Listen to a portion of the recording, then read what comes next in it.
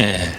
요한복음은 특별히 예수님의 말씀이 많은 책입니다. 복음서가 4권이 있는데 앞에 있는 마태, 마가, 누가복음, 그다음에 마지막에 요한복음이 있는데 특별히 이제 요한복음은 예수님의 설교 또는 예수님의 교훈, 예수님의 말씀이 많이 있습니다. 그래서 요한복음을 읽으면 이제 주님이 어떠한 분이신지, 주님의 마음이 어떤지를 우리가 좀 알 수 있는 경향들이 있어요. 마태바가 누가도 예수님의 행적을 그렸지만 그런 주로 이제 사건을 주로 많이 기록을 해놨어요. 그래서 이 12장에 보면은 이 12장부터는 뭐냐면 마지막 예수님이 돌아가시기 전에 예루살렘에서 그때가 6월절입니다. 여기 명절이라고 하는 건 6월절이에요. 그래서 6월절 다음이 뭐가 시작되냐면은 무교절이 시작돼요. 이게 이스라엘의 큰 명절입니다. 이스라엘 백성들을 향해서 예수님께서 말씀하시기를 너희는 3번 예루살렘, 그러니까 성전에 오라 그랬어. 3번, 1년에 3번은 꼭 나에게 나오라 하셨는데 그 중에 하나가 이 무교절이에요. 6월절입니다. 무교절, 6월절은 연결이 되어 있기 때문에 같이 지냅니다. 그래서 이 명절에 그래서 이스라엘 사람들이 이스라엘 나라 안에 있는 사람들뿐만 아니라 여러 나라에 흩어져 살았겠죠. 그 사람들도 이제 특별히 하나님을 사모하는 그 예배를 사모하는 이들은 이때를 기억해서 예루살렘으로 옵니다.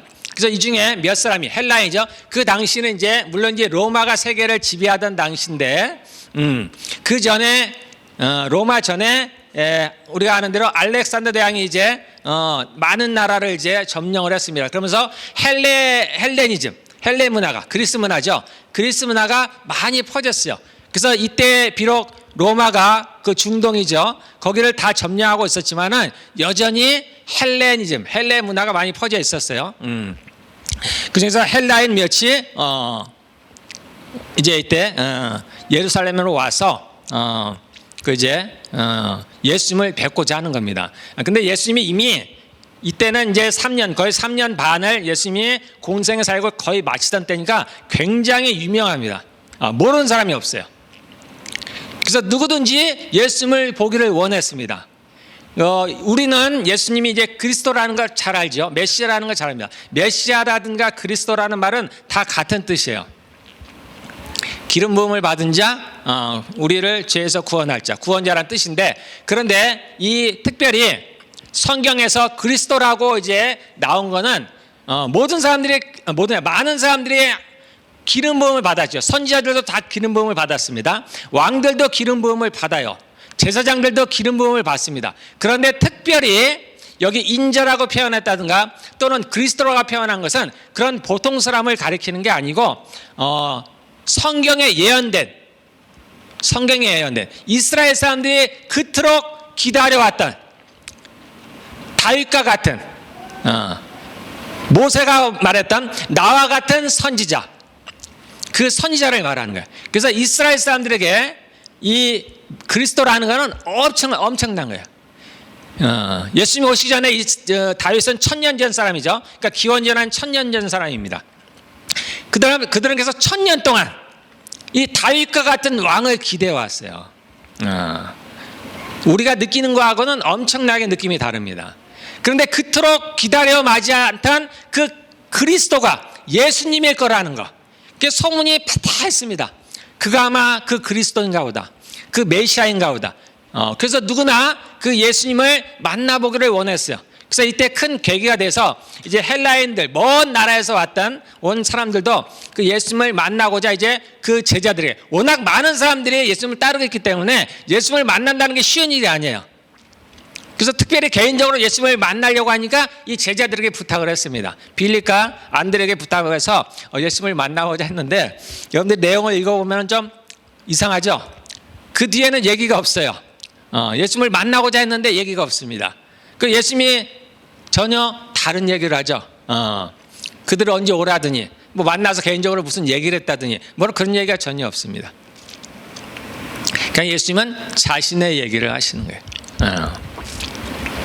왜냐하면 이스라엘 백성들이 기대했던 그 메시아, 이스라엘 백성들이 기대했던 그 선지자가 예수님과는 좀 다른 모습이었습니다. 그들은 이 땅에서 자신의 나라를 세울, 자신의 왕이 될 메시아를 기다렸습니다. 그들은 그런 줄 알았어요. 메시아가 오면 다윗처럼 이스라엘 역사에서 가장 강력한 왕권을 가졌던 사람이 다윗이잖아요. 그 땅을 가장 많이 회복한 게 다윗입니다. 그래서 이스라엘 백성들은 그 다윗과 같은 굉장한 힘을 가진, 그래서 자신들을 로마에서 해방시켜주고, 그 다른 나라들보다 뛰어난 나라로 만들 왕을 기대했는데 예수님은 전혀 아니죠. 예수님은 유대인의 왕으로만 오신 게 아니죠. 모든 사람들의 왕으로 오셨습니다. 그리고 그분은 이 땅에서의 왕이 아니죠. 새로울 새하늘과 새 땅에 그 나라에 이제 왕으로 오신 분이에요. 그러니까 전혀 다릅니다. 그러니까 대화가 될 리가 없어요. 그래서 여러분들이 복음서를 보면은 많은 사람들이 예수님께 질문을 하는데 예수님께서 다르게 대답해요. 이상한 게 아닙니다, 여러분들. 전혀 다른 거예요. 그런 현상은 이 교회 안에서도 여전히 있어요. 대부분의 사람들이 이 땅에서 뭘 그래? 이 땅에서의 삶을 기대하는 겁니다. 예수님을 믿는 수많은 사람들이 예수님께, 하나님께 복을 받아서 어떻게 해요? 이 땅에서 성공하려고. 그래서 실패하는 거야, 대부분. 하나님의 기대와는, 하나님의 주시고자 하는 것과는 전혀 다른 걸 기대하는 거야. 내가 예수님을 믿고 뭔가를 하면, 예수님을 잘 섬기면, 예배를 잘 드리면, 헌금을 잘 하면, 기도를 하면, 예수님의 말씀대로 살아가면 이 땅에서 잘 될 것이다. 소위 얘기하는, 세상에 얘기하는 성공을 할 것이다 라고 기대하는 겁니다. 그러다 보니까 인생이 힘들어져. 왜냐하면 마음대로 안 되거든. 내 생각대로 안 되는 거야. 나는 이렇게 해서 이걸 기대했는데 전혀 내 삶에는 그런 것들이 일어나지 않는 거예요. 오히려 삶이 어려워집니다. 그것은 그 하나님의 뜻을 잘못 알았기 때문이에요. 지금 이스라엘 백성들과 똑같은 겁니다. 그래서 잘 돌이키셔야 돼요. 그래서 하나님께서 우리에게 주시고자 하는 것이 무엇인지 분명히 알아야 돼요. 그래야 이 땅을 올바로 살아갈 수가 있습니다. 자, 여기 31절에 보면은 심판에 대한 얘기가 나와요. 심판에 대한 얘기가 나오면 여러분들 이제 성경을 좀 읽어본 분들은 약간 혼란스러운 게 있어요. 어떤 때는 예수님께서 오셔서 내가 이 땅을 심판하러 왔다 하시고, 어떤 때는 내가 심판하러 온 게 아니다라고 얘기를 하시고, 그러니까 혼란스러운 거예요. 또는 어떤 사람들은, 우리 믿는 사람들은 심판을 받지 않는다 얘기하고, 또 성경에서는, 또는 저도 자주 얘기하지만 모든 사람이, 믿는 사람들 믿지 않는 사람들은 모두가 심판대에 선다 얘기하고, 그러니까 도대체가 혼란스러운 거예요. 그래서 여러분들이 오늘 이 부분에만큼, 심판에 대한 것만큼은 여러분들이 분명하게 알으셨으면 좋겠어요. 그래서 100%는 아니더라도 그래도 한 90% 이상은 심판은 이런 거구나, 주님이 말씀하셨던 건 이런 의미구나, 우리가 나중에 심판에 어떻게 되는 걸 하는 것들은 여러분들이 좀 조금은 분명하게 알아서 그 부분에 대해서 이제 혼란하지 않으셔야 돼요. 그 다음에 이제 오늘 말씀의 제목이 나를 섬기려면 나를 따르라. 왜 따라야 되냐면 그래야 나 있는 곳에 나를 섬기는 자도 함께 있는다라는 거예요. 우리가 다 천국에 가기를 원하죠. 하나님 나라에, 새하늘과 새 땅에 가기를 원합니다. 그러나 우리가 생각하는 것처럼 그 나라에 가는 건 쉬운 일이 아니에요. 뭐 대부분의 목사님들이 속였다는 얘기가 아니에요. 그런 얘기가 아니에요. 쉽지 않습니다. 성경에도 분명히 쉽지 않다고 나와 있어요. 그 길은 좁은 길이라고 얘기했습니다. 분명히 좁은 길. 그 길은 협착하다. 협착. 많은 사람이 찾고자 하나 찾을 수 없어요. 가고자 하나 갈 수가 없습니다. 그 길에 들어섰다는 얘기는 이 길은 좁은 길이야, 좁은 길.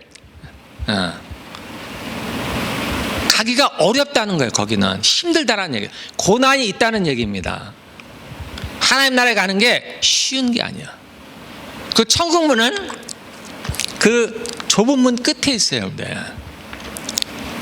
우리는 혹 그렇게 많이 생각을 하죠. 넓은 문은 믿지 않는 사람들일 것이다. 우리는 예수님을 믿으니까, 예수님을 믿는 사람들이 통계적으로 퍼센트로 보면 얼마 안 되니까 우리가 좁은 길을 가고 있다.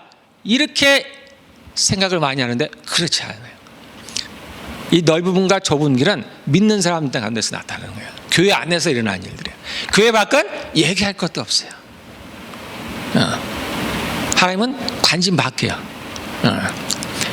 알곡과 가라지가 어디에 있어요? 교회 안에 있는 거예요, 여러분들. 교회 안에 사람들에게 얘기를 하는 거예요. 우리가 예수를 믿는다고 이게 교회를 다니지만 그 좁은 길을 가는 사람이 흔치 않다는 겁니다, 여러분들. 분명히 성경은 이렇게 해놨음에도 불구하고 우리는 다르게 얘기를 하는 거예요. 왜냐하면 우리도 똑같이 육신을 갖고, 나도 목사로서 나도 육신을 갖고 있어요. 그래서 이 땅에서 뭔가 잘 되기를 바라는 거야. 그래서 성경을 좀 그렇게 해석하려고 보는 거야. 기왕이면 꼭 예수님을 믿는 사람들이 가난해야만 되나? 우리가 돈 얘기를 하면 많이 얘기를 하는 거야. 예수 믿는 사람이 꼭 가난해야만 되나? 부자가 되면 안 되나? 마치 술 마시는 사람이 그와 똑같죠. 술을 취하지만 않으면 된다 그랬잖아. 변명거리로 삼는 겁니다. 분명히 성경은 얘기했어요. 예수님이 뭐라고 했었어요? 부자가 천국 가는 것은 불가능하다. 불가능하다는 거예요. 물론 우리가 가난하다도 가는 것도 아니죠.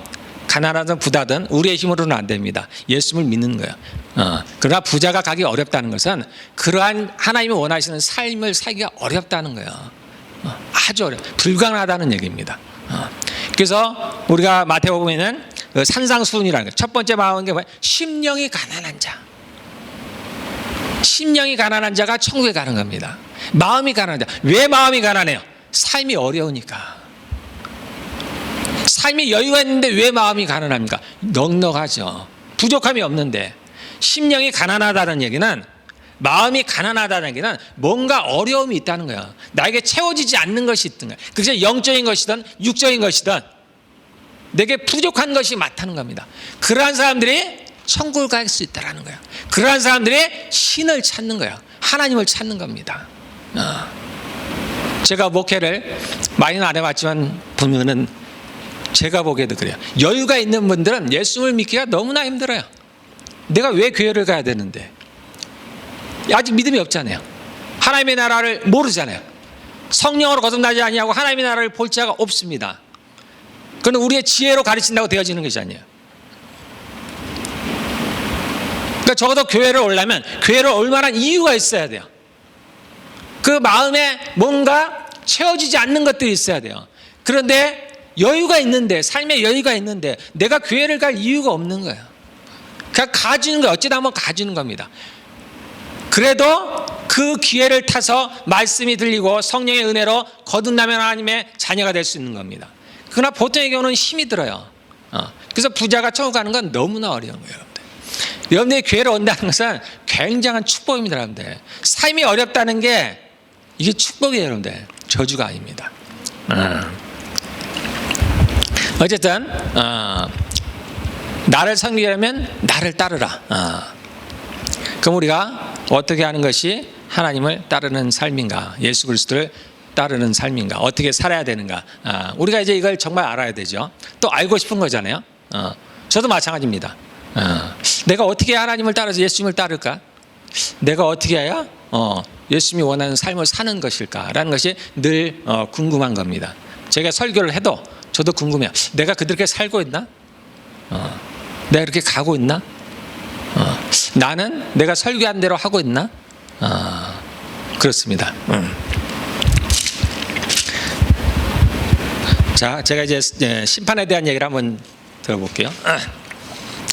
성경 중에서 자, 요한복음 9장 39절에 보면은 요 앞에 있죠.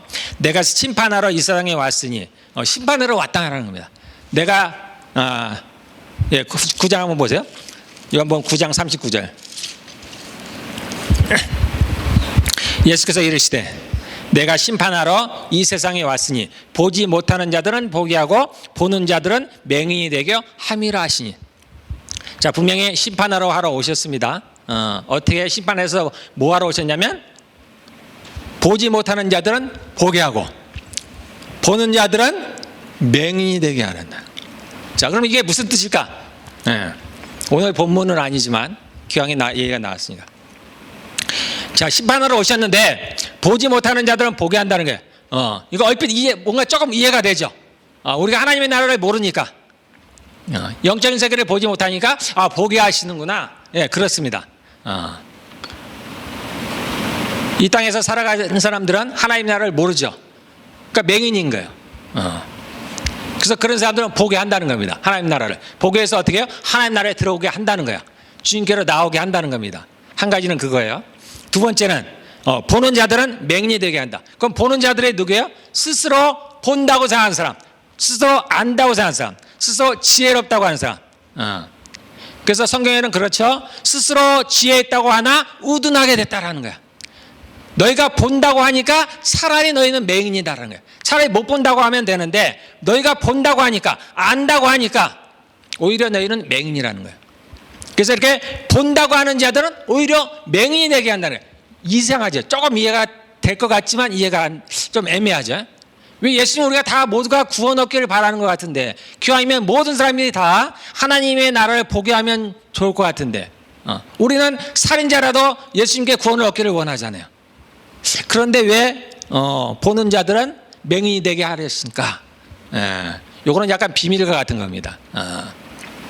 우리는 이러한 영적인 세계에 대해서 다 문외한이에요. 잘 모르죠. 그래서 사람이 다 똑같다고 생각합니다. 우리는 안 보이죠. 그러나 하나님은 아세요. 이 교회 안에도 마찬가지죠.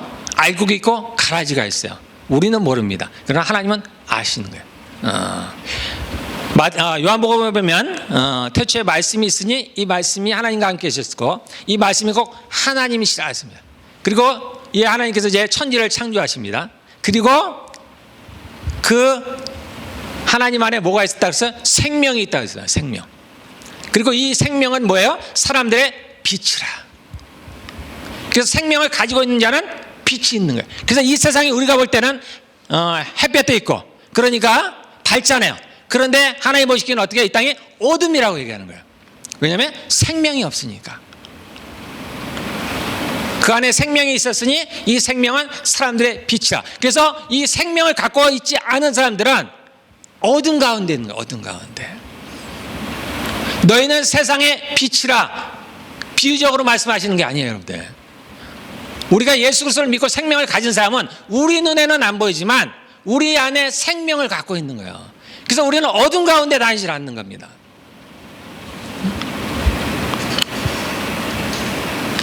네. 그래서 이 땅에는 하나님으로부터 난 자들이 있어요. 하나님으로부터 난 자.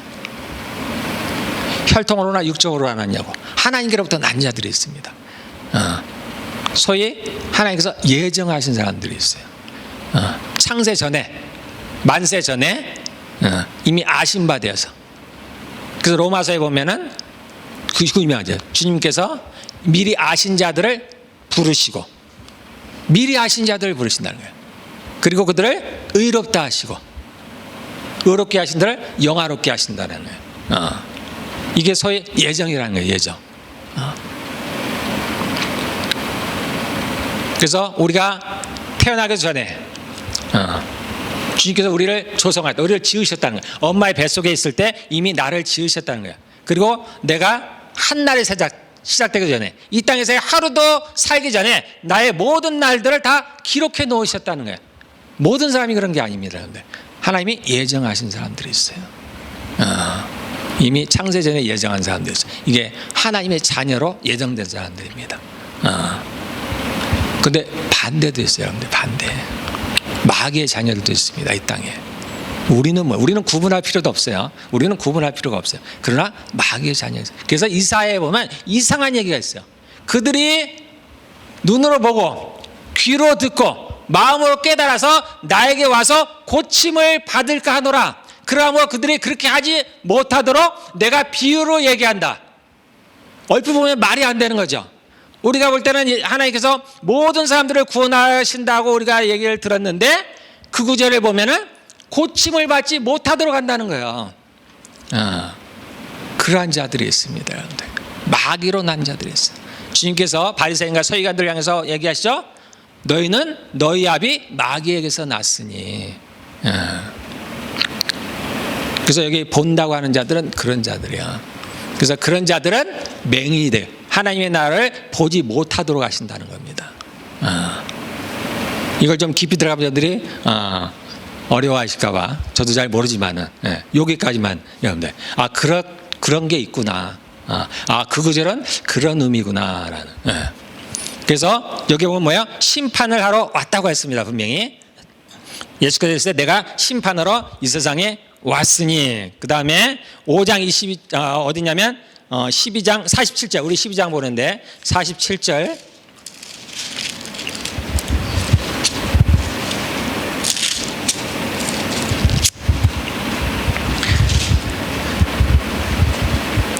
거기 뒤편에 보면 47절 후반부에 보면 내가 온 것은 세상을 심판하려 함이 아니요 세상을 구원하려 함이로라.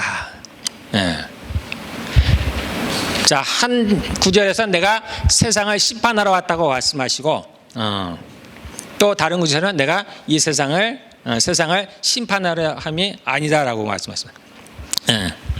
그래서 이것은 듣는 대상이 누구냐에 따라 다른 겁니다.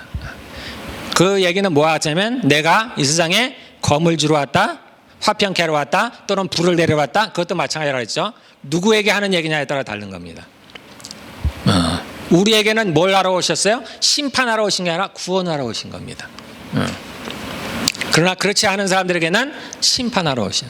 특별히 누구에게? 마귀를 향해서는 심판하러 온 겁니다. 그래서 무슨 얘기냐면 마태복음 12장에 이런 말씀. 그게 아니고 5장 22절에 보면은 제가 적어왔습니다. 그 얘기 아니고 12장 31절 우리 있은가 한번 볼까요?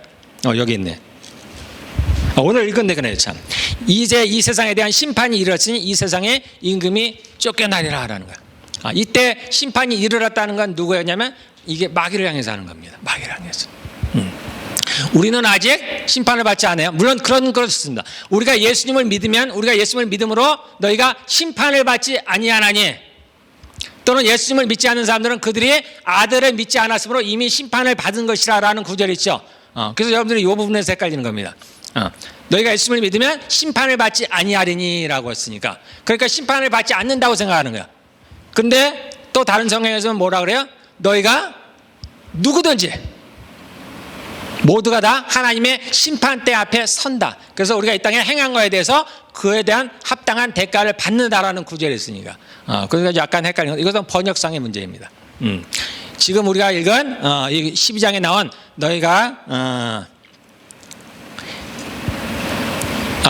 12절에 나온 게 아니라 너희가 예수를 믿으면 심판을 받지 않는다는 얘기는, 이 얘기는 뭐냐면 심판으로 번역을 했지만 이 얘기는 정죄라는 거예요. 정죄받지 않는다는 거예요. 죄인이라고 이제 그렇게 정해지지 않는다는 얘기입니다. 그러면 뭐냐면은 자, 이제 정확히 제가 말씀을 드릴게요. 우리가 모든 사람들이 산 자나 죽은 자나 다 하나님 앞에 심판대에 섭니다. 오늘 아침도 저한테 그랬어요. 너도 심판대에 선다 그러시더라고요. 다 섭니다. 누구든.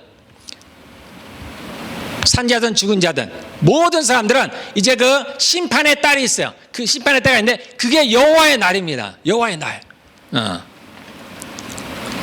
하나님께서 이 땅에 예수님을 보내신 이유는 물론 우리를 구원하시는 것도 있습니다. 그러나 또 다른 성경에 뭐라고 하시냐면 그가 심판을 이방에 알게 하리라. 예수님 오시기 전에는 이방 사람들, 우리들이죠, 죽은 게 무엇이 있는지 아무것도 몰라요. 심판이라는 건 상상도 못합니다. 이스라엘 백성들조차도 심판이 있을 것이다 없다 막연하게는 생각을 해요.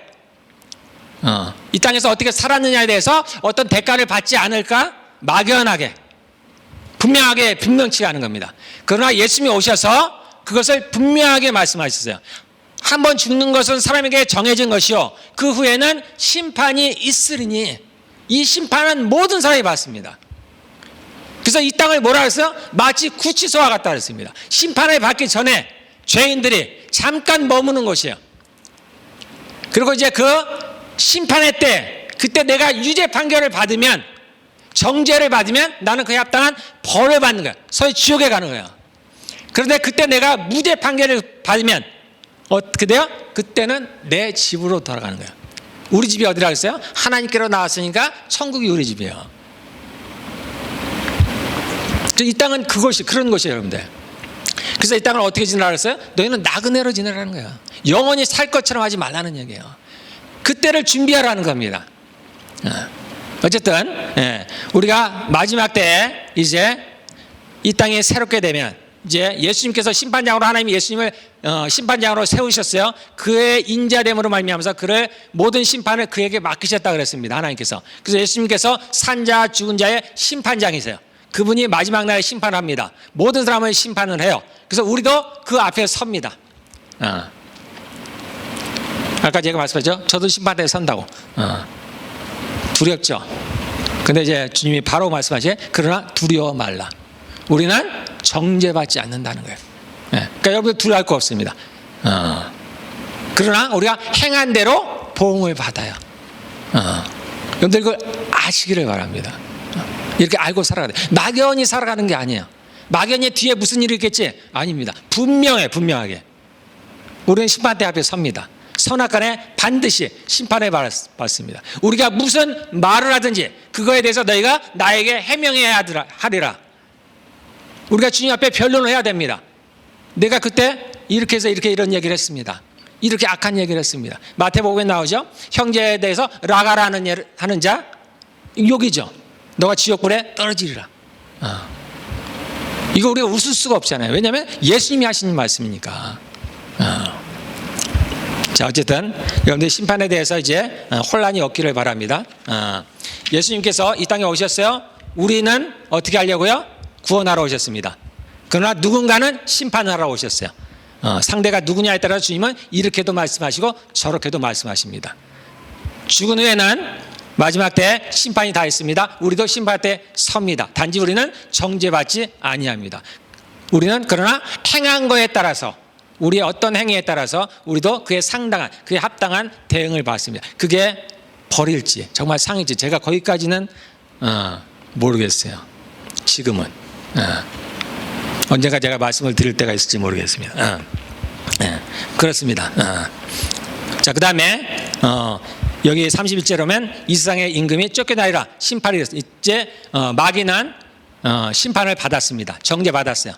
이 땅에 계서 누구한테 속했어요? 아직은 마귀한테 속했어요.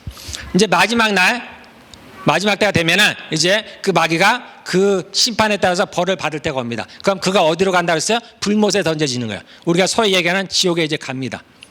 그러나 지금은 아니에요. 지금. 그 사람들이 이것에 대해서 혼란하지 않아야 된다 그랬죠. 왜 하나님께서 예수님께서 십자가에 죽으시고 부활해서 모든 것을 회복하셨는데 왜 이 땅이 이럴까? 왜 나는 이럴까라는 거. 여러분들 그거에 대해서 헷갈리지 말아야 되는 거예요. 우리는 아직 그 사이에 살아있어요. 그 사이에. 벌써 구원이 이르는데 아직 완성되지 않았다는 거예요. 그래서 이 땅을 어떻게 살으라고요? 두렵고 떨림으로 그 구원을 이루라라는 겁니다.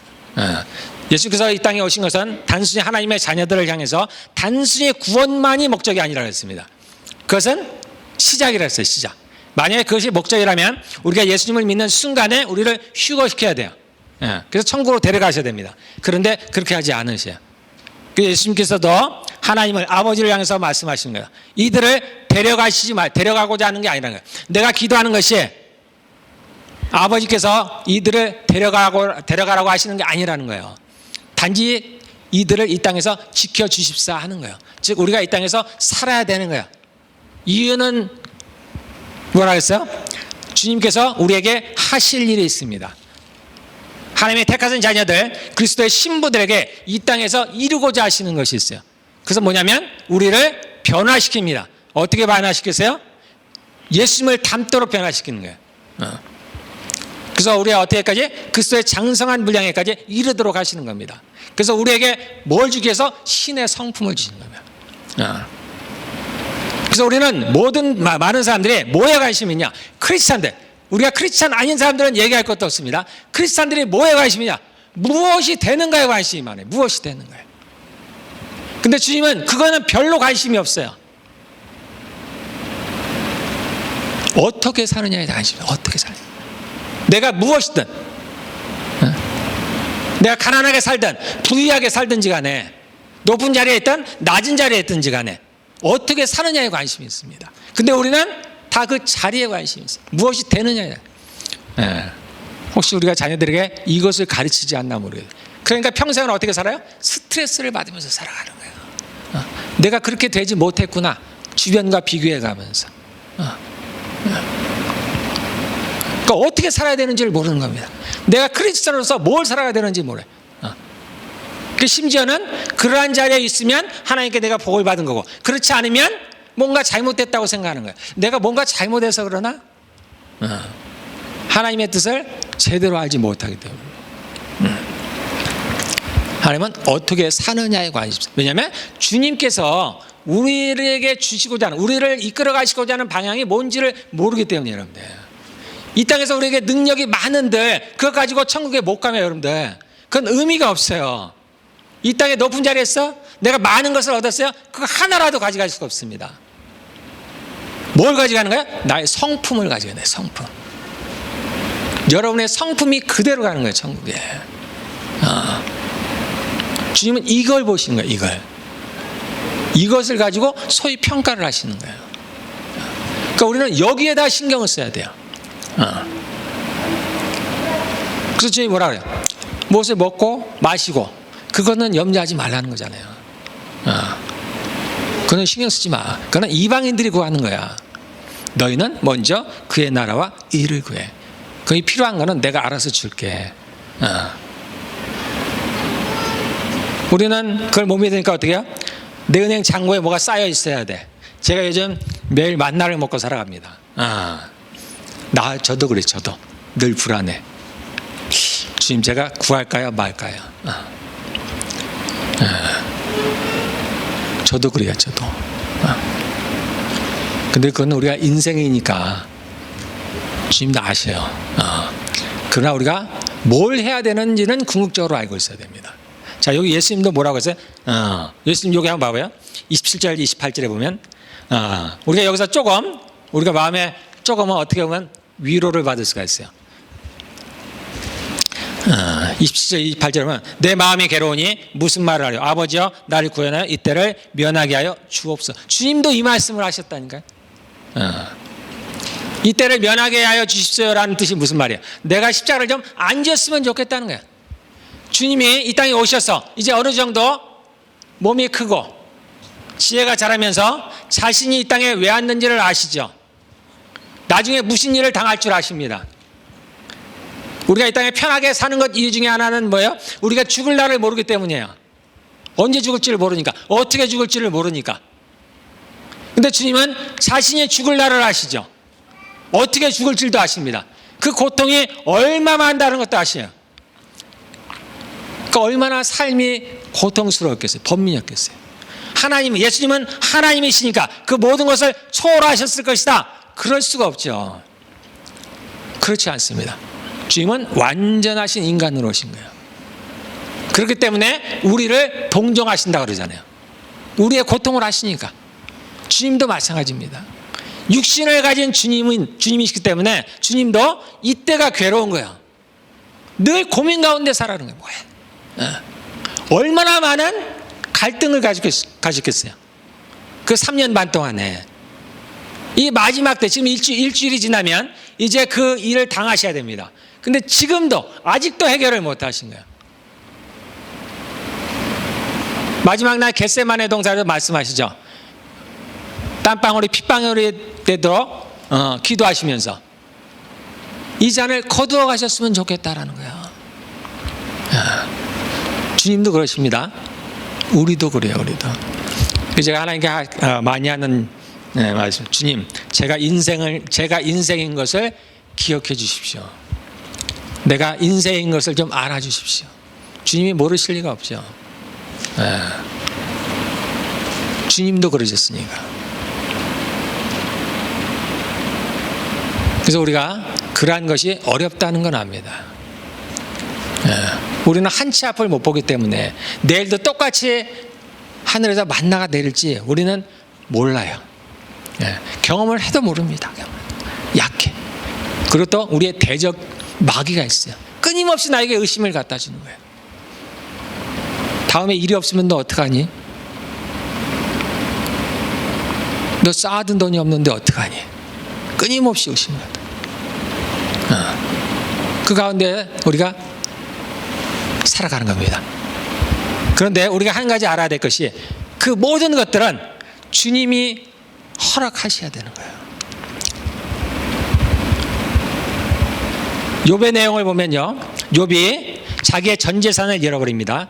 시간을 두고 차근차근 없어지는 게 아니죠. 하루아침에 다 없어버립니다.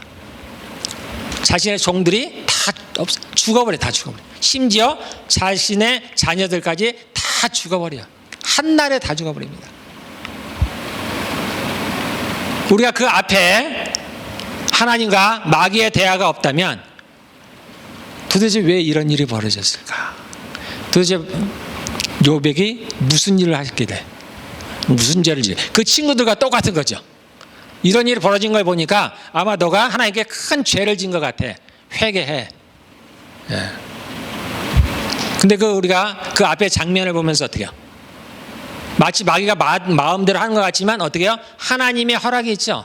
우리가 볼 때는 상상이 안 되죠. 아니, 재산을 뺏어가는 건 좀 그렇습니다. 아니, 자녀들이 죽었는데 돌아오는 게 아니잖아요. 재산은 다시 얻으면 돼요. 그것도 쉬운 일은 아니지만 2배로 주셨잖아요. 그건 얻으면 돼요. 그럼 죽은 자녀들은 어떻게 해요? 새로운 자녀를 주시면 돼요. 그러나 다르잖아요. 다른 자녀잖아. 앞에 자녀는 죽어버렸잖아요. 우리가 이해가 안 돼. 이걸 하나님이 허락하셨다고? 그것도 단지 욥의 믿음을 보기 위해서? 이해가 안 되잖아요. 근데 성경이 그렇게 나오잖아요. 하나님이 허락하지 않으시면 마귀가 할 수가 없습니다. 참새 한 마리가 한 아사레온에 팔리는 것이 아니냐. 그러나 하나님이 허락지 아니하시면 그 어떤 것도 땅에 떨어지지 않는다는 거예요. 그 참새도 하나님이 허락지 아니하시면 영원히 살 수가 있는 거예요.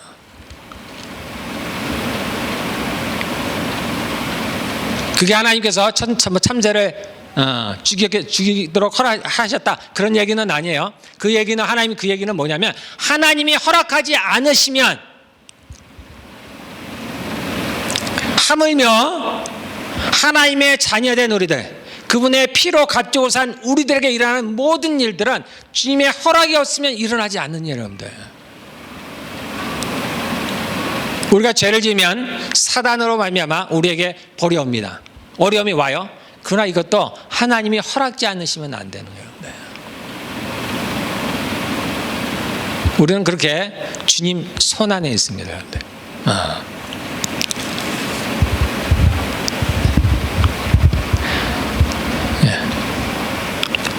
자, 오늘 본문, 제가 좀 다른 걸 했지만, 자, 그러자 예수님이 뭐라고 말씀하냐면 하늘의 밀에 떨어져 죽어야 된다. 예수님 자신을 말씀하시는 거예요.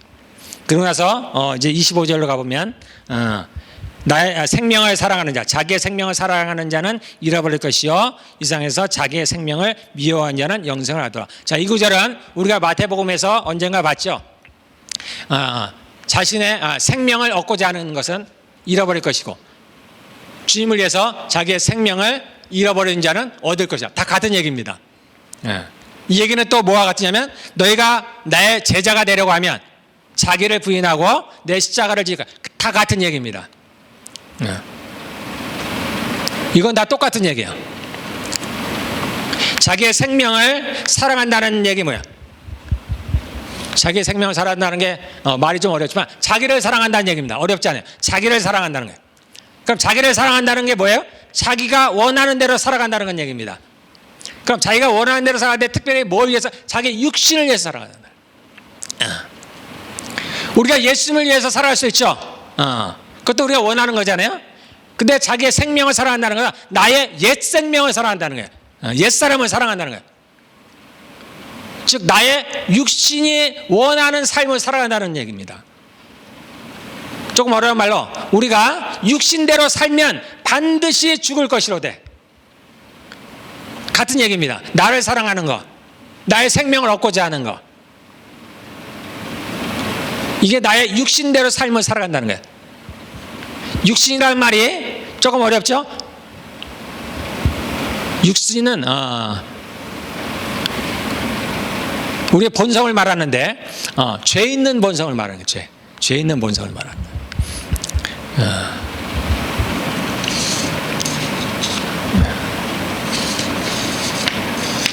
그래서 주님이 말씀하시기를 우리를 더럽게 하는 게 먹는 게 아니고, 예전에는 그랬어요. 그래서 뭐 손을 씻어서 먹고 뭔가는 먹어야 되고 먹지 말아야 되고 그랬어요. 근데 예수님이 오셔서 말씀하시기를 우리를 더럽게 하는 건 사실 그 음식이 아니야 라고 말씀하시죠. 우리를 더럽게 하는 것은, 사람들을 더럽게 하는 것은 차라리 너희의 마음이야 라고 말씀해요. 그래서 입으로 들어가는 것이 아니라 입으로 나오는 것이 우리를 더 더럽게 한다. 그러면서 말씀하시기를 심히 만물보다 부패한 것이 어떻게 해요? 우리 마음이라는 겁니다. 그래서 우리가 육신대로 살아간다는 것은 우리의 마음이 원하는 대로, 우리의 육체가 원하는 대로 살아간다는 겁니다. 그러면 이제 그중에 여러분들 이제 질문이 생기죠. 근데 우리가 선한 마음도 있잖아요. 그래서 잘 분별하셔야 되는 거예요. 우리가 예수님을 믿으면서 우리가 마음을 새롭게 한다 그랬죠? 마음을 새롭게 합니다. 그래서 우리 예전에 부패된 마음들을 바꾸는 거예요. 전에는 내가 웬만큼 거짓말을 해도 내 양심에 전혀 거리낌이 없었는데, 내가 예전에 말을 좀 험악하게 해도 전혀 거리낌이 없었는데, 이제 내가 예수님을 보니까, 예수님을 만나고 나니까, 내 안에 성령께서 오시고 오니까 이제 그런 것들이 왠지 거슬리는 겁니다. 그래서 이제 마음을 새롭게 해야 되겠구나. 그래서 하나님이 기뻐하시는 게 뭘까? 선하신 뜻이 뭘까? 분별하는 겁니다. 온전하신 뜻이 무엇일까? 그래서 알려니까 어떻게 해요? 성경을 보는 겁니다. 성경에 성내는 것이 하나님의 의를 이루지 못한다고 하는구나. 성을 내면 안 되는구나. 세상은 어떻게 해요? 성을 내라고 얘기하죠. 그래서 우리가 세상을 본받지 말라고 했습니다. 세상을 따르지 말라고 합니다. 그래서 이것을 잘 분별을 해야 돼요. 우리의 육체가, 우리 마음이 원하는 대로 한다는 얘기는 우리가 육신을 좇아서 한다는 거예요. 나의 이기적인, 나를 위해서 살아간다는 얘기입니다. 그래서 우리의 마음을 바꿔야 돼요. 새롭게 해야 됩니다. 그래서 나를 섬기려면, 나를 섬긴다는 말이 좀 어려우니까 우리가 이렇게 얘기해 봅시다. 나를 예배하려면 나를 따르라는 거예요. 우리는 하나님을 예배한다고 하면서, 또는 하나님을 섬기면서 주로 뭘 해야 하냐면, 그것을 어디다 갔다 오냐면 예배당에서 하고, 예배당. 그래서 우리가 찬양도 많이 하죠. 하나님은 한 사람의 예배자를 찾으신다. 그래서 어떻게 해요? 예배를 전심으로 드리는 거예요. 이거 아니에요, 여러분들. 전심으로 예배를 드리는 게 나쁘다는 얘기가 결코 아니에요, 여러분들. 그렇게 내가 예배자가 되려고 하는 게 아니에요, 여러분들. 그 한 사람을 찾는데, 한 사람을 어디서 찾아요? 세상에서 찾아야 돼요. 세상에서. 이 교회 안에서 말고. 내가 세상에 나가서 그게 전심으로 주의 말씀대로 살아가는 사람들, 그 사람을 찾는다는 얘기예요. 그래서 많은 분들이 예배에서 생명을 받는다. 이게 틀린 건 아닌데, 이게 뭐라고 할 수는 없어요, 여러분들. 우리가 예배 때도 하나님께 전심으로 예배를 드려야 되죠. 그러나 뭐가 더 중요하냐 이게. 바리새인들이 얘기하죠. 그들이 11조를 잘해요. 금식도 잘했습니다. 주님이 뭐라고 말씀하시면, 저들이 말하는 것을 지켜. 그들이 말하는 걸 하지 말라는 거 아닙니다. 그들이 말하는 건 지켜. 그런데 그들의 행동은 따라하지 마. 말과 행동이 다르다는 거예요. 주님이 말씀하시기를 11조도 중요하고 금식도 중요해. 그런데 더 중요한 게 있다는 거예요. 너의 인과 믿음과 의와 인자함과 사랑은 더 중요하다. 그것을 하지 않았다는 거예요. 그거는 우리들에게도 그대로 적용이 되는 거예요. 제가 우리 교회에서, 이거는 우리 교회가 아닌데 모두가 그렇지만 특별히 제가 우리 교회에서 강조하는 4가지가 있다 그랬습니다. 예배를 주일날 빠지지 말라는 거예요. 기도를 하라는 얘기입니다. 성경을 읽으라는 거예요. 11조를 하라는 거였어요. 이건 여러분들이 꼭 해야 되는 것들이에요. 그런데 이것은 뭐냐면, 이건 기본 중에 기본인 거예요. 이것을 한다고 해서 내가 됐다고 생각하면 안 되는 거예요. 이게 중요합니다, 여러분들. 정말 중요해요. 근데 더 중요한 게 있다는 거예요. 바리새인들이 11조를 잘했어요. 금식도 잘했어요. 예배도 잘 드렸죠. 율법을 얼마나 철저하게 지키려고 그랬어요. 그런데 그들이 더 중요한 것을 버렸다는 거예요.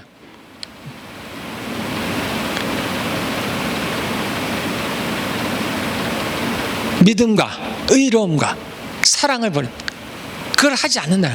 이게 더 중요하다는 거예요, 여러분들. 제가 좀 전에 말한 네 가지가 안 중요하다는 게 아닙니다, 여러분들. 이건 기본이에요, 기본. 뭘 하기 위한 기본? 하나님 말씀대로 살아가기 위한 기본인 거예요.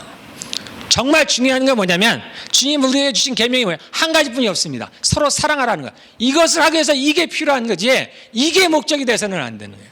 여기에서 멈춰버리면 안 되는 거예요. 그래서 나를 섬기려면 나를 따르라. 우리가 하나님을 예배하려면 로마서 12장 2절에 나오는 게 뭐죠? 너의 몸을 하나님이 기뻐하시는 거룩한 산 제물로 드리라. 우리의 몸을 드리라는 거예요, 여러분들. 여러분들 교회 안에서 그것을 가르치려면 안 돼요. 여기서 만족하면 안 됩니다, 여러분들. 왜 한국 교회가 이렇게 얘기하면 좀 그렇지만 왜 저렇게 실패를 하고 있습니까? 왜 교회 사회가 그렇게 악하게 변해가고 있어요? 교회 안에 머무르는 거예요, 교회 안에. 모든 봉사를 어디? 교회 안에서 하는 거예요. 주차장 하나 봉사하면 대단한 거예요. 교회에서 뭐 하고 있어? 식당 봉사하면 대단한 거예요. 그래서 하나님의 일 그럼 다 어디서 하려고 그래? 교회 안에서 하려는 교회 안에서. 그 좁은 교회 안에서. 교회 안에서 서로 다투는 거예요. 그 뭐 하나 맡아서 하면 속으로 은근히 이제 그야말로 목을 곱게 하는 거예요.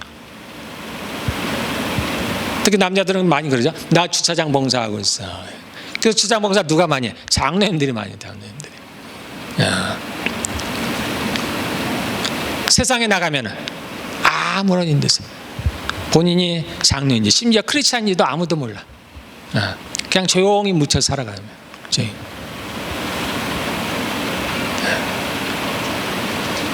그러니 어떻게 해요? 마귀의 밥이지. 힘을 쓸 수가 없지. 그러니까 하나님이 어떻게 돼요? 교회 안에 갇혀져 버렸어요.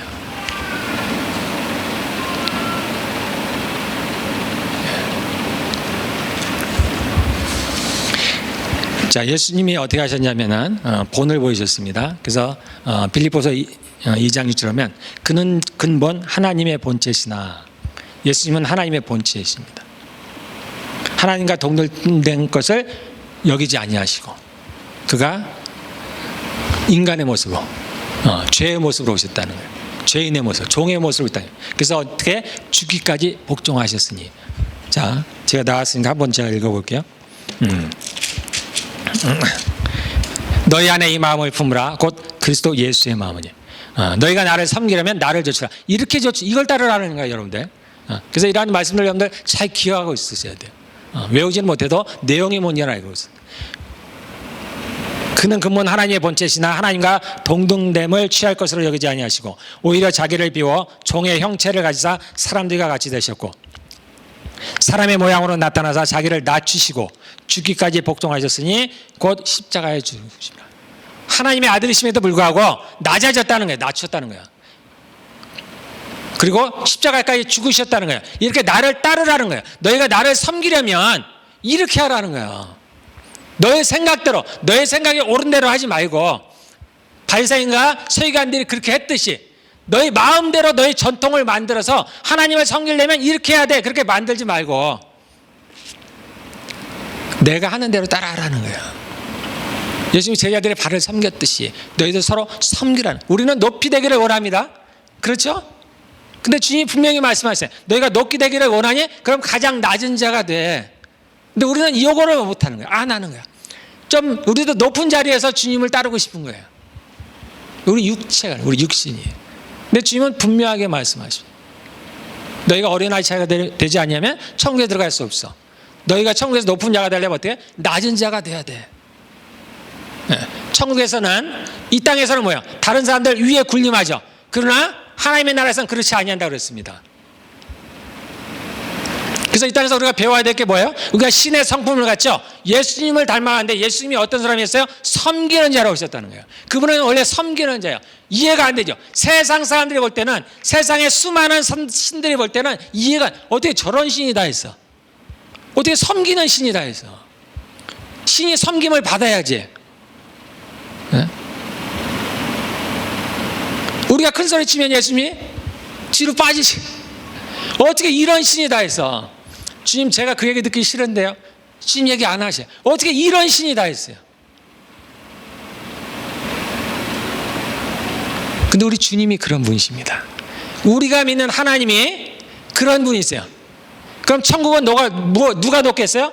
그 예수님을 닮은 분이 높겠죠. 닮은 사람이 높습니다. 이 땅에서 주님께서 우리에게 가르쳐 주시는 것이 뭐예요? 너희는 나와 같이 되라는 거예요. 섬기는 자가 되라는 얘기입니다. 신의 성품이 다른 게 아니에요? 그거예요, 그거. 주님께서 우리에게 주시고자 하는 거. 섬기는 자. 낮은 자가 되라는 겁니다. 그러면 어떻게 됐어요? 그랬더니 이러므로 하나님이 그를 지극히 높여 모든 이름에 뛰어난 이름을 주사 하늘에 있는 자들과 땅에 있는 자들과 땅 아래에 있는 자들로 모든 무릎을 예수 그리스도에게 꿇게 하셨다. 그렇게 하니까 하나님께서 그 예수님을 그렇게 높게 앉히셨다는 거예요. 마찬가지입니다. 천국이 우리는 무조건 천국만 가면 좋다고 생각하죠. 좋죠, 당연히. 근데 이거 똑같습니다. 이 캐나다 오면 다 좋을 것 같잖아요. 근데 와보니까 어때요? 다 다르잖아요, 삶이. 물론 한국보다 좋다, 그런 건 있을 수 있지만 그냥 거리가 좀 멀잖아요. 그 느낌이 점차 사라지죠.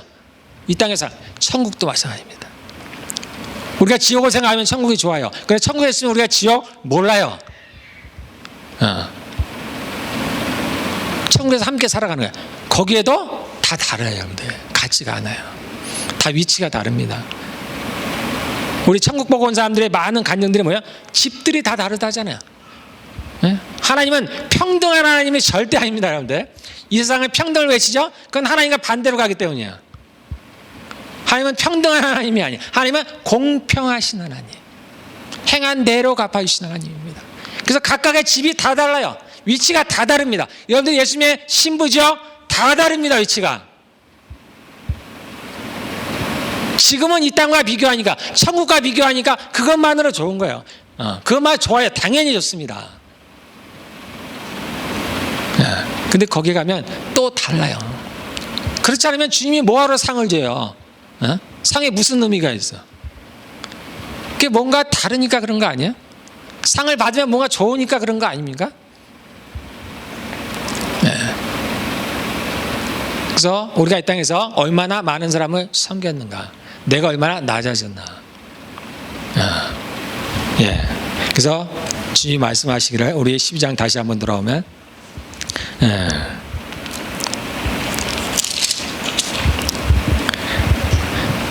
자, 예수님을 섬기려면 어떻게 하냐면 예수님을 따라야 돼요. 예수님을 따른다는 게 뭐냐면 그분이 섬기는 본을 보여줬습니다. 하나님께 복종하는 거예요. 복종. 순종보다 좀 강하게 얘기하는 게 복종이잖아요. 하나님께 복종했어요. 근데 바로 밑에 보니까 뭐라고 나죠? 주님이 이 잔을 좀 내게서 거두어. 주님도 그랬다는 거예요. 자기의 육신은 이걸 거부하고 싶었다는 거예요. 고통스럽다는 겁니다. 그렇지만 그 뒤에 뭐라고 해서 나를 보내신 이유가 그거라는 얘기예요. 그러나 나의 원대로 마옵시고 아버지의 뜻대로 하옵소서. 우리가 여기까지 가야 된다는 거예요. 우리가 안 힘든 거를 하는 게 아니에요. 힘든지 다 합니다. 그러나 주께서 이것을 원하시니까 제가 순종하겠습니다. 제가 오늘 하려고 했던 얘기는 저도 이 말이 쉽지가 않은데, 그러면 우리가 예수님을 따르고 하나님을 따르는 것을 어디서 하느냐? 어디서 하느냐? 가정에서. 가정입니다. 예수님이 오셔서 뭐라고 그랬어요? 원수를 사랑하라. 너희를 핍박하는 자를 위해서 축복하고 기도하라 했잖아요. 근데 여러분들 주변에 원수가 혹시 누가 있어요? 한참 생각해 봐야 되죠. 요즘 누가 원수가 있어요?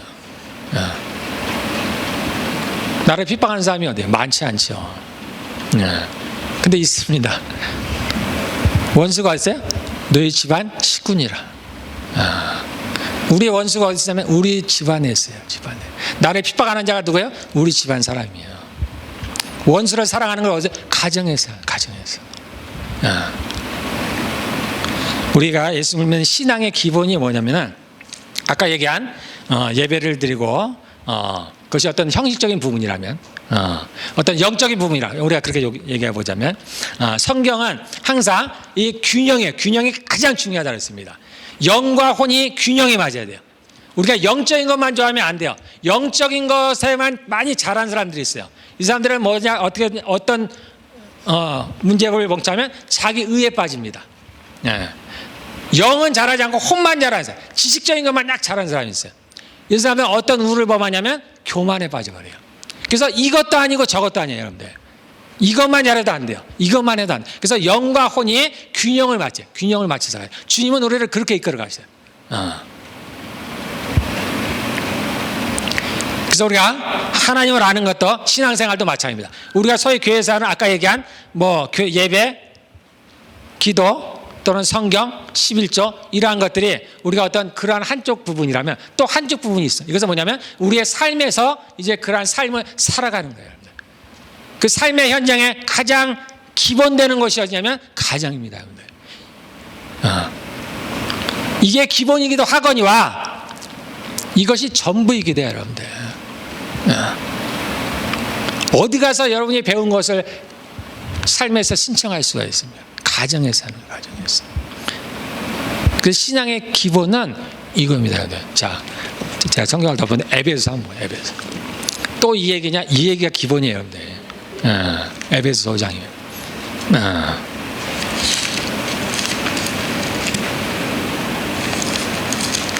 성경은 똑같은 얘기예요. 아까 얘기했죠. 자기를 죽이고 자기를 사랑하지 않고 생명을 다 뭐라 그랬어요? 자기를 부인하는 다 그 얘기라 그랬잖아요. 자기 십자가를 지고 다 같은 얘기입니다. 육신을 따르지 않는다는 얘기예요. 그럼 실천적인 상황으로는 에베소서예요. 에베소서 5장.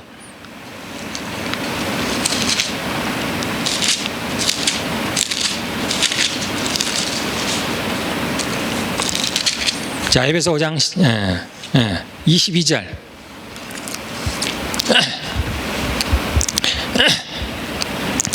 자, 22절. 자, 처음에 뭐라고 시작할 때 아내들이여. 이 얘기만 나오면 노이로제 걸리는 분들도 있죠. 아내들이여 자기 남편에게 복종하기를 주께 하듯 하라. 이는 남편이 아내의 머리됨이 그리스도께서 교회의 머리됨과 같음이니 그가 바로 몸의 구주시니라. 그러므로 교회가 그리스도에게 하듯 아내들도 범사에 자기 남편에게 복종할지니라는 거예요. 복종하라는 거예요. 복종. 그래서 심지어는 뭐라 했어요? 사라가 아브라함을 주라고 불렀다. 그렇게 하라는 얘기예요. 아니 요즘이 어떤 시대인데. 그래서 뭐라고 말씀해요? 성경은 세상을 따르지 말고 세상 풍조를 당연히 반대로 가죠. 더군다나 우리가 마지막 때로 가고 하잖아요. 당연히 하나님 말씀과는 정반대로 가고 있죠. 그나마 제 시대는 조금은 받아들여지네. 조금씩 어려갔어요. 아니 도대체 무슨 얘기예요? 교회에서 이런 말 하기가 싫고 어렵죠. 내가 볼 땐 거의 할 수가 없어요. 아니 지금이 어느 시대인데 아내가 남편에게 순종하라고요? 뭐 사랑하는 건 좀 하겠는데 순종하라고? 복종하라고? 말이 되는 얘기예요.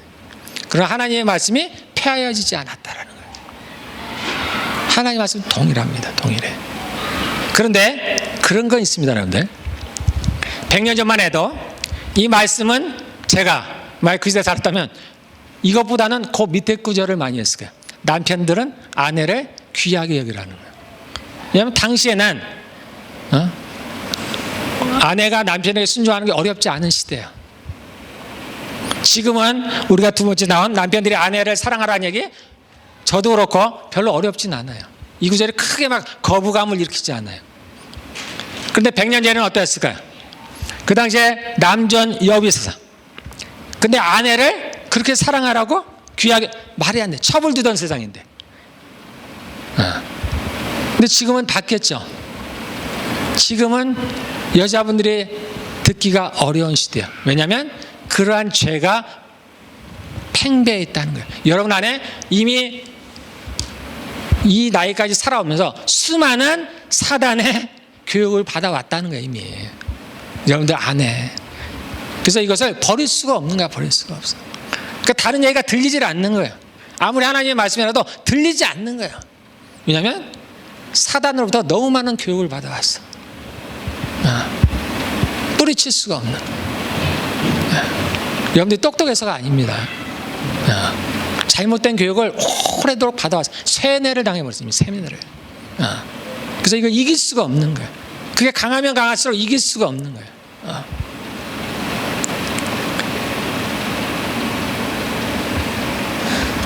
죄를 지어도요 똑같지가 않습니다. 전혀. 똑같은 죄도요 상황에 따라 다릅니다. 시대에 따라 달라요. 100년 전에 아내가 이 말씀을 지키는 거와 지금 이 시대를 살아가는 여자분들이 아내들이 이 말씀을 지키는 건 상급이 전혀 달라요. 상급으로 따지면 전혀 다릅니다. 하나님은 공평하신 하나님, 평등하지 않아요. 그때나 지금이나 똑같은 말씀을 똑같이 하셨으니까 너는 셋 이렇게 하시는 분이 절대 아니에요. 왜냐하면 지금은 이 말씀을 지키기가 워낙 어려운 시대예요. 지금은 선교로 가도 어떻게 갑니까? 놀러 가죠. 놀러 가. 우리 애도 지금 밴쿠버 선교한다고 갔어요. 가는 길에 놀러 가는 거야. 골프도 치고. 예전에는 어땠습니까? 선교로 간다면 어떻게 해요? 자기의 인생을 다리러 가는 거예요. 인생을 다리러. 그래서 선교사들을 우리가 위대하게 보는 거예요. 자기의 목숨을 바치러 가는 거예요. 지금은 선교 여행을 따르는 선교예요. 전혀 다른 거예요. 여러분들은 하나님께 그날에 하나님으로부터 많은 상급을 받기를 원하시잖아요. 제가 좋게 얘기하면 좋은 기회예요. 남들이 하기 어려운 거. 지금은 선교만큼 선교보다도 어려운 게 이거예요. 여러분들. 이 말씀을 여러분들 지키시기를 바라겠습니다. 어렵죠? 어려워요. 주님도 말씀하셨어요. 이 잔을 내게 거두어 가시라. 주님, 제가 좀 남편이 좀 다른 사람이면 좀 남편이 요것만 좀 하면 우리 남편이 좀 성격이 요것만 좀 바뀌면 내가 좀 그렇게 할 것 같아요. 지금은 안 되거든. 아니 남편이 나를 좀 사랑을 하면 우리 성경에도 있잖아요. 그러면 내가 좀 할 것 같아. 우리 남편이 좀 능력이 있으면 좀 내가 순종할 것 같아요. 근데 제가 볼 때는 이거 아닌데.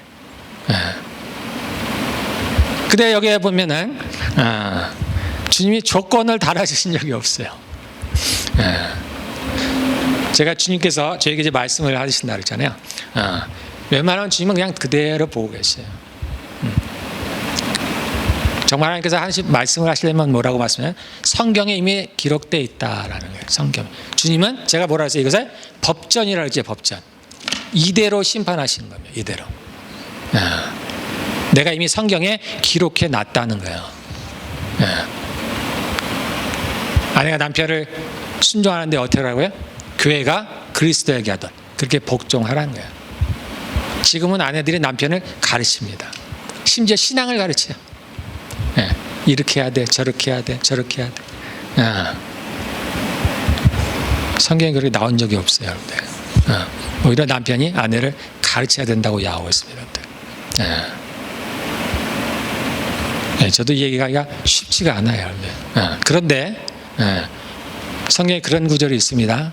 성경에서 이 구절을 빼면 내가 천국에서 그 축복을 너에게 뺄 것이다 라는 게 있습니다. 저도 겁이 나요. 그래서 저도 하라는 대로 하는 겁니다. 저도 제 마음에 성령께서 감동하시는 대로 하는 거예요. 저도 물어봅니다. 주님, 이게 그렇게 중요한가요? 이게 꼭 이렇게 제가 전에도 얘기했는데 또 얘기해야 되나요? 중요하다는 거예요. 중요. 이게 기본 중에 기본이라는 거예요. 여러분들 다른 데서 멀리 가서 뭘 내가 예수를 믿는다고 그런데 이게 안 돼 있으면 어떻게 하냐고요. 이게. 그 사람들이 집에서 해야 돼. 가정에서. 아내는 남편에게 순종해야 돼. 다른 거 없습니다. 내가 사랑할게. 아니, 순종. 성경 나온 대로 하시기 바랍니다. 남편은 아내를 귀하게 여겨. 생명을 같이 얻을 자로 귀하게 여기시는 겁니다. 자녀들은 부모에게 순종해야 돼요. 가르쳐야 됩니다. 우리가 자녀가 잘 되기를 원하죠. 근데 요 밑에 구절이 있습니다. 약속 있는 계명. 너희가 부모에게 순종하면 어떻게? 너희가 이 땅에서 잘 되고. 하나님이 약속이신 거예요. 근데 우리는 엉뚱한 데서 찾고 있잖아요. 다른 걸 잘하면, 능력이 많으면, 공부를 잘하면, 좋은 직장, 그러면 너 잘 될 거야. 아니에요. 부모에게 순종하면 너희가 이 땅에서 잘 되고 장수하리라. 이것이 약속 있는 첫 번째 계명이라고 했잖아요.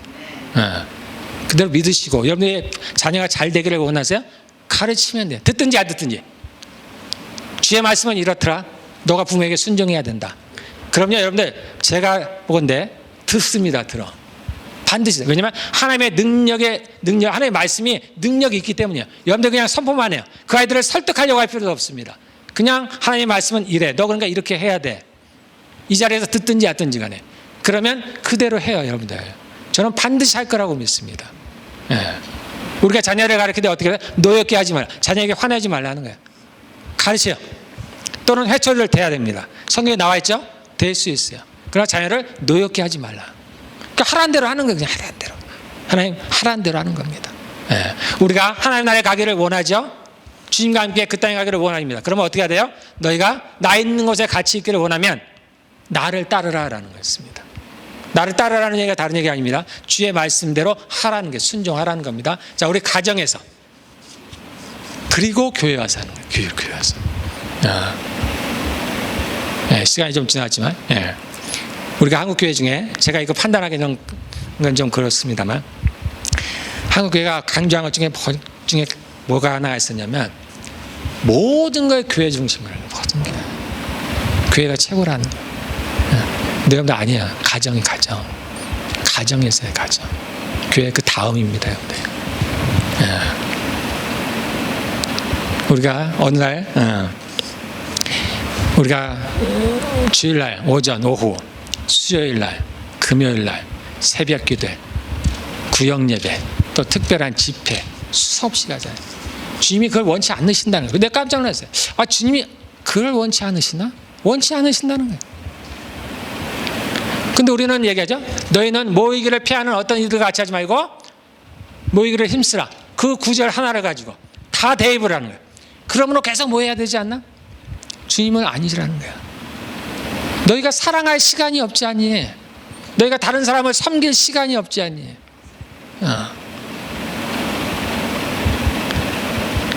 한국교회가 다 뭘 가잖아요. 교회가 교회, 무조건 교회야. 이건 목사들의 욕심이에요. 모든 성도가 매 모임마다 오기를 바라는 게 목사들의 욕심입니다. 이게 교회 차 있기를 바라는 거예요. 자기 눈에 즐거움을 주는 겁니다. 가정에서 자는 거예요. 가정. 여러분들 가정에서 하셔야 돼요. 옛날 성전하고는 다릅니다. 솔로몬 성전에 주님은 그곳에 계셨어요. 그래서 그곳에 와야 돼. 지금은 아니에요. 지금은 여러분들이 있는 곳이에요. 여러분들 있는 곳. 왜냐하면 주님이 우리 안에 계시니까. 너희들이 두세 사람이 모인 가운데 나도 그들 가운데 있다. 꼭 교회가 아니어도 돼요. 우리는 늘 예배만 드리려고 그래. 모이면 예배하자. 기도하고 성경 읽고 말씀. 그럼 우리가 뭐 된 줄. 아니 그렇게 하지 말아요. 그게 나쁘다는 얘기가 아니에요. 여러분들. 그거 하고 다른 걸 안 하는 거예요. 다른 거를. 이거는 덜 해도 괜찮아요. 이런 거는 좀 덜 해도 돼요. 주의 말씀대로 살아야 돼요. 남편에게 순종하셔야 됩니다. 여러분들.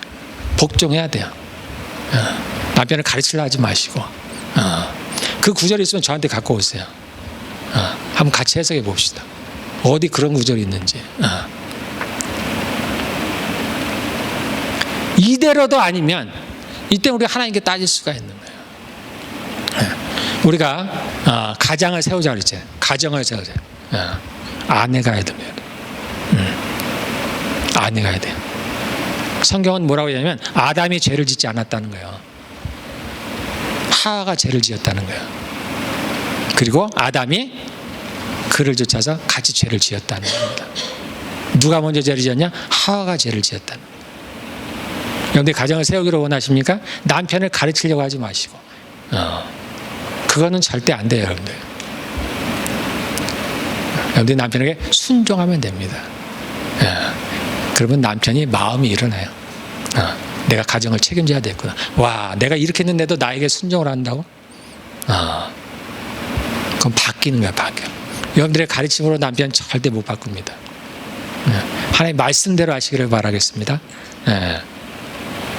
그래서 여러분들 가정에서 그리고 교회 와서 그리고 이웃들에게 점차 넓혀가는 거예요. 남들한테 잘하고 집에 와서는 정말 그렇게 하지 않는다면 이걸 거꾸로 하는 거예요. 가정에서. 그래서 자신의 신앙을 누가 알아줘야 돼요? 가족이 알아줘야 돼요. 가족이. 내 자녀들이, 내 남편이 자녀들이, 와, 이 사람은 그래도 믿음이 있어, 이 사람은 괜찮아, 이 정도면은 신앙이 좋은 사람이야, 알아줘야 돼요. 그래야 그게 진짜 신앙입니다.